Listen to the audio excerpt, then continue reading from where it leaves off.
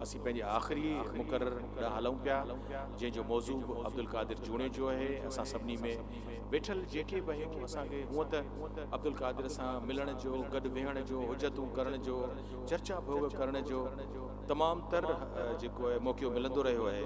पर सही माना में जीअं मेह कुंडिया पूर, तीअं दिलवरा को दोस्त सां उन जा फैमिली टर्म्स हुजनि, या अब्दुल क़ादिर जूणे जी जो थर खां अची हैदराबाद शहर में ऐं पोइ जामशोरे में वसण, उन समूरे दौर में हमसर जेके रहिया उन जा अली बाबा खां शौकत हुसैन शोरे ताईं, उन में हिकिड़ो अहम शख़्सियत जेका असांजे विच में मौजूदु आहे। पंहिंजे सिंधी अदबी बोर्ड सां हू वाइस चेयरमैन जी हैसियत में बि वाबस्ता रहियो। केतिरनि ई अहम किताबनि जो ख़ालिक, पंहिंजी हस्तीअ सां नामवर तरीन नसर निगार, दौरे हाज़िर में पंहिंजे असलूब सां पंहिंजी सुञाणप पैदा करे वठंदड़, कल्चर डिपार्टमेंट सां हिन वक़्तु संदन वाबस्ता आहिनि, ख़िदमतूं उते अर्पियल आहिनि। मुंहिंजो इशारो आहे जनाब मदद अली सिंधी साहब।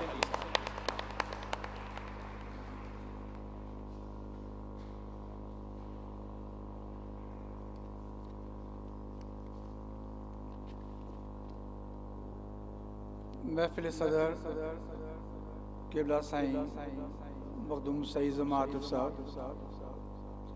स्टेज ते वेठल डॉक्टर महमूद मुगल साहब, इदरीस चांडियो साहब, ऐं हेठि वेठल मुंहिंजो वॾो बरादर मोहतरम अबरार काजी साहब, मुंहिंजो स्कूल जो उस्ताद साईं सचारवी साहब, गुलाम सिंह सचारवी साहब, साईं अब्दुल मजीद चांडियो साहब, फ़हीम नूनारी साहब, सिंधी जो मशहूर कहाणीकार ज़ेब सिंधी साहब, मुंहिंजो पुराणो साथी साईं अला बचार मेमण साहब, ऐं ॿिया दोस्तो। जीअं सिंधी ॿोली ऐं सिंधी अदब, सभ खां पहिरीं त सिंधी अदबी बोर्ड खे शाबस ॾींदुसि जो हुननि डॉक्टर ग़ुलाम अली अलाना साहब, अब्दुल क़ादिर जूणे जे ऐं साईं इरशाद अली शाह बाबत हीअ रेफरेंस हलायो आहे।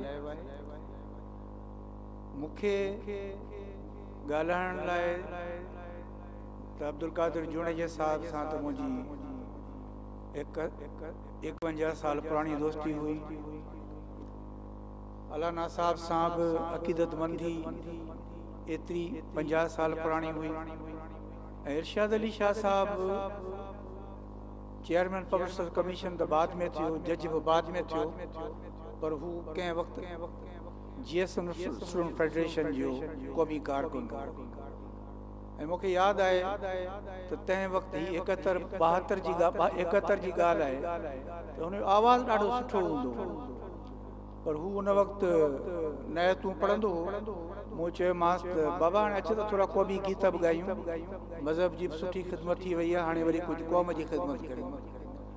पोइ हुनखे मूं शेख अयाज़ जा केतिरा गीत ॿुधायामांसि, ऐं पोइ हू असांजे केतिरनि क़ौमी कार फंक्शन्स में क़ौमी गीत ॻाईंदो हो ऐं सिंध जो आवाज़ थी चुको हो। ऐं इन खां वधीक हिकिड़ी इरशाद अली शाह बाबति हिकिड़ी हक़ीक़त ॿुधायांव, छाकाणि त आहे त वरी बि सियासी ॻाल्हि, पर GSM स्टूडेंट फेडरेशन जो पहिरियों कन्वेंशन असां जेको कयो उहो वहाब शाह ॻोठ में कयो। 2 ॾींहंनि जो कन्वेंशन हो, तंबू लॻी विया हुआ, हर हिकु ज़िले जो अलॻि ख़ैमो लॻल हो, ऐं 2 ॾींहं उहो क़ौमी कारकुननि जो जेको GSM फेडरेशन जो जेको कामयाबु कन्वेंशन थियो उहो सैयद इरशाद अली शाह जे करे ई थियो। इरशाद अली शाह पोइ जज बि थियो ऐं पोइ पब्लिक सर्विस कमीशन जो चेयरमैन बि थियो, पर पंहिंजी क़ौम सां जेको हुनजो वाइदो हो उहो निभाईंदो रहियो। मूंखे हुनजे लाइ इहा ई ॻाल्हि चई। हाणे जेतिरो डॉक्टर अलाना साहब जो ज़िक्र आहे त डॉक्टर ग़ुलाम अली अलाना ते जेतिरो बि ॻाल्हाइजे उहो घटि आहे। ही उहे माण्हू हुआ जेके इदारा ठाहींदड़ हुआ, इन करे इदारा ठाहींदड़ हुआ जो संदसि खेसि बि अलामा आहे काज़ी जॾहिं 51 में सिंध यूनिवर्सिटी खे तड़े कढियऊं त बाबा वञी हैदराबाद शहर में यूनिवर्सिटी ठाहियो, त अलामा साहब बेसारो सामानी जी हालत में हिकिड़े रजिस्ट्रार ऐं चंद मुलाज़िमनि सां गॾु आयो ऐं हिकिड़े स्कूल नवविद्यालय प्रभुदास जे ठाहियल स्कूल जो अची उते कब्ज़ो वरितई ऐं उन उते केतिरा उस्ताद खे सॾाए पाण वटि प्रोफेसर असिस्टेंट प्रोफेसर उस्ताद लेक्चरार कयो। हाणे हिकु अलहदा कहाणी आहे पर डॉक्टर गुलाम अली अलाना साहब खे बि सिंध यूनिवर्सिटी में आणण वारो अलामा आया काज़ी हो।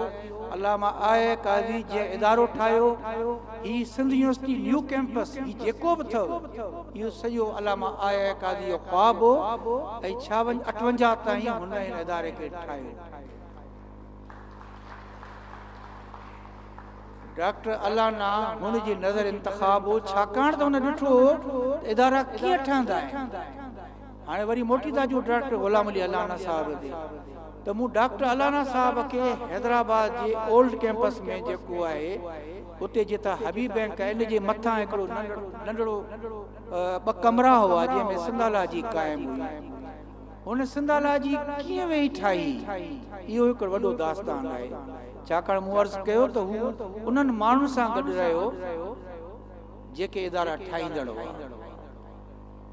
कि उन वक़्तु 71 जे आख़िर में किन शाहीगन बाहि ॾेई छॾी सिंधाला जीअ खे किताब सड़ी हलिया ऐं पोइ गुलाम मुस्तफ़ा शाह फ़ैसिलो कयो त सिंधाला जी जामशोर में आंदी वञे।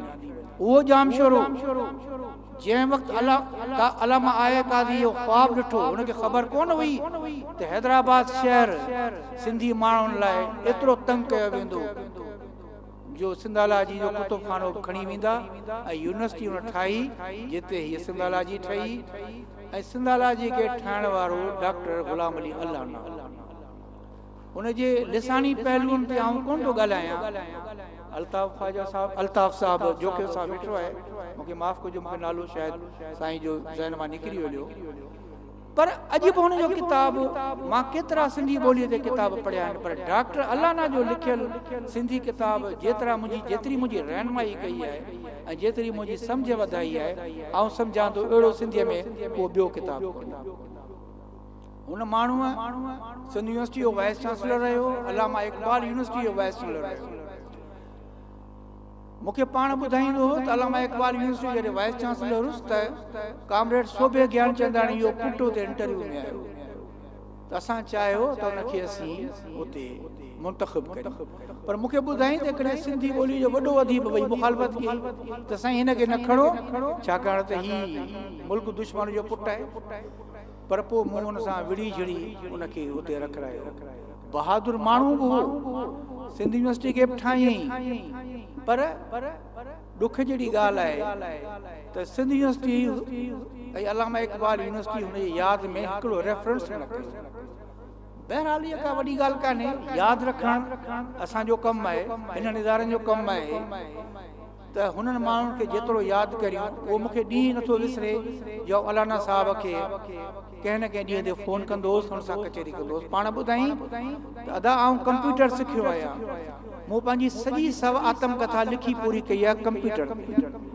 हाणे उहा किथे हद ताईं पहुती उनजो मुंहिंजे ख़्याल में फर्ज़ंदी थियो साईं वेठो आहे हुनखे अर्ज़ु कंदासीं त इहा आत्मकथा शाये कराई वञे जेकॾहिं सिंधियती बोर्ड खे ॾियनि त सिंधियती बोर्ड शाये करे पर जेकॾहिं कंहिं ॿिए इदारे खे ॾियनि त उहा ॿी ॻाल्हि आहे। हाणे अब्दुल कादिर जूणे जी तरी ॻाल्हि आहे त अब्दुल कादिर जंहिंसां मुंहिंजी एॾी गहराई पई आउं सम्झां थो त हुनजे हुन पंहिंजे ख़ाके में उहो ज़िक्र कयो आहे जेका मुंहिंजी हुन सां गहराई पई आहे। मुंहिंजो हू सीनियर दोस्त हो आऊं त हुनजे अॻियां कुझु बि कोन हुउसि। असीं हुन ज़माने में जीअं मूं ॻाल्हि कई डॉक्टर अलाना जी मूंखे यादि आहे त आऊं हुन वक़्तु त स्टूडेंट हूंदो हुउसि हलियो वेंदो हुउसि अलाना साहब वटि दरवाज़ा खुलिया पिया हूंदा हुआ कचहरी बि कंदो चांहि जो कोप पियारींदो हो। अब्दुल कादिर जूणे सां मुंहिंजी वाक़फ़ियत ईअं थी जो ही कहाणियूं लिखंदो हो रोड़ सालो पढ़ंदा हुआसीं असां हुनखे पढ़ियो ऐं हुन जूं केतिरियूं कहाणियूं मूंखे तमामु घणियूं वणियूं।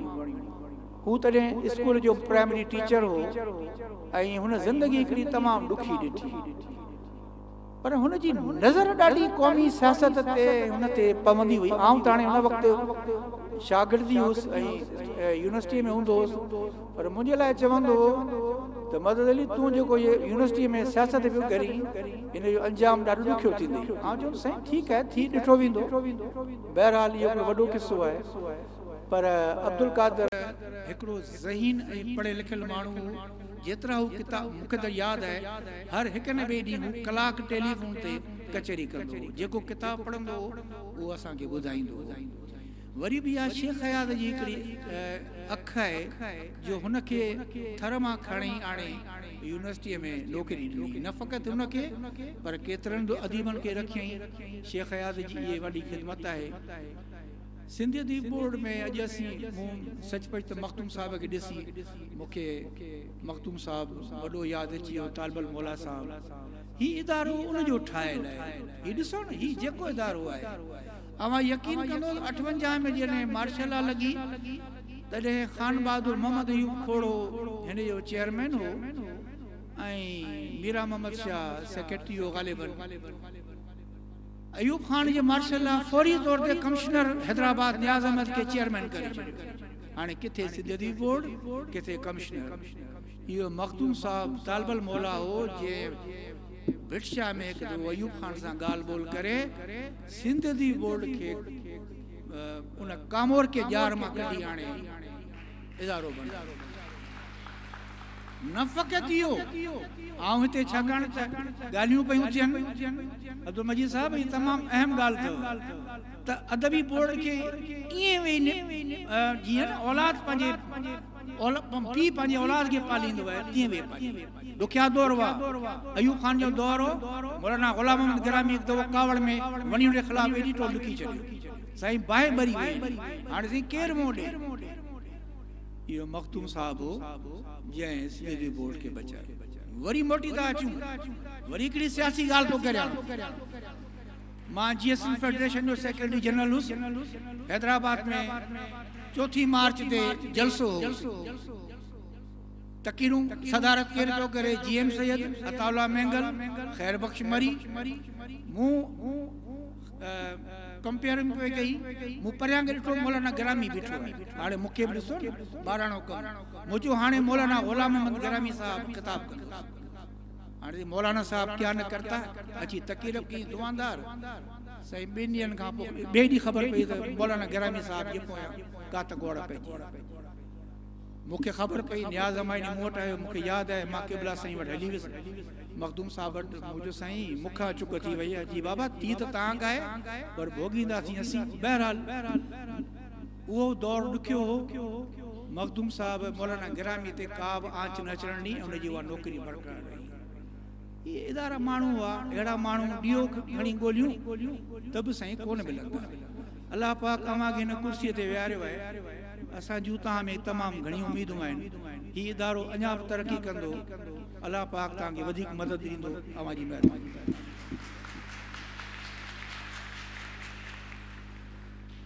मोहतरम दोस्तों, ये असांजे अॼोकी महफ़िल जा आख़िरी मुक़रर जंहिं टिनी अहम शख़्सियतुनि डॉक्टर ग़ुलाम अली अलाना, मोहतरम साईं सैयद इरशाद अली शाह साहब जस्टिस ऐं गॾोगॾु अब्दुल कादिर जूणे जी शख़्सियत ऐं हुनजी ज़िंदगी जे मुख़्तलिफ़ रुख़नि ते रोशनी विधी।